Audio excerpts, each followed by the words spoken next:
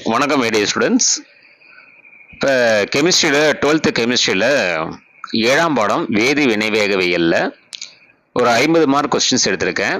So maximum இது ஒரு முக்கால்வாசி பார்த்தீங்கன்னா பப்ளிக்கில் கேட்ட கொஸ்டினாக இருக்கும். 2 மார்க்கில் ஃபஸ்ட்டு முதல் வகை வினைக்கு உதாரணங்கள் தருக. 2வது கொஸ்டின் பூஜ்ய வகை வினைக்கு உதாரணங்கள் தருக. 3வது கொஸ்டின் அரியணிய சமன்பாடு எழுதுக. எழுதி அதோட ஃபேக்டர்ஸ் அதெல்லாம் நீங்கள் சொல்லணும். என்னென்ன இருக்குது, ஏனா என்ன, இஏனா என்ன, ஆர்னா என்ன, டீனா என்னன்னு சொல்லணும். 4வது கொஸ்டின் K1 = 1.54 × 10⁻³ per second அப்படின்னா அந்த வினையோட அரை ஆயுட்காலம் என்ன, அதாவது ஷார்ட்டா T of is equal to என்னன்னு கேட்டிருக்கோம். அடுத்து 5வது கொஸ்டின் வினைவேகம் வினைவேக மாறிலி வேறுபடுத்துக. 6வது கொஸ்டின் அரை ஆயுட்காலம் என்றால் என்ன. 7வது கொஸ்டின் வினை வகை என்றால் என்ன. 8வது கொஸ்டின் வினைவேக மாறிலி என்றால் என்ன. 9வது கொஸ்டின் மூலக்கூறு எண் என்றால் என்ன. ஸோ இங்கே வந்து இங்கிலீஷ் மீடியத்துக்கும் தமிழ் மீடியத்துலேயும் 8வது கொஸ்டின் மட்டும் மாற்றிருக்கேன். தமிழ் மீடியத்துக்கு மூலக்கூறு எண் கேட்டிருக்கேன், இங்கிலீஷ் மீடியத்துக்கு போலி முதல் வகை வினைகள் என்றால் என்ன அப்படின்னு கேட்டிருக்கேன். சரி, அடுத்தது 10வது கொஸ்டின் வந்து வினைவேக விதி யாது.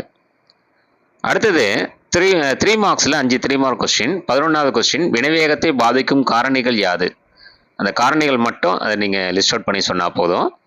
அடுத்து 12வது கொஸ்டின் வினைவகை மூலக்கூறு எண் வேறுபடுத்துக. 3 டிஃபரன்ஸ் சொல்லணும்.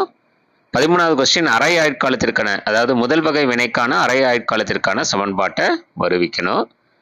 அடுத்து 14வது கொஸ்டின் வினைவேக மாற்றியானது வினையின் வேகத்தை எவ்வாறு பாதிக்கிறது அப்படிங்கிறத சொல்லணும். அது சொல்லும்போது கண்டிப்பாக அந்த டயக்ராம் இருக்கணும், அந்த கிராஃபிக்கல் டயக்ராம் இருக்கு இல்லையா, அது கண்டிப்பாக இருக்கணும். அடுத்து 15வது கொஸ்டின் வந்து பூஜ்ய வகை வினைக்கான அரை ஆயுட்காலத்திற்கான சமன்பாடு. பூஜ்ய வகை வினைக்கான அரை ஆயுட்காலத்துக்கான சமன்பாடு வருவி, அது சொல்லணும். அடுத்தது வந்து 3 5 மார்க் கொஸ்டின். கொஸ்டின் நம்பர் 16 வந்து முதல் வகை வினைக்கான வினைவேக மாறிலிக்கான தொகைப்படுத்தப்பட்ட சமன்பாடு வருவி. 17வது கொஸ்டின் பூஜ்ய வகை வினைக்கான வினைவேக மாறிலிக்கான தொகைப்படுத்தப்பட்ட சமன்பாடு வருவி.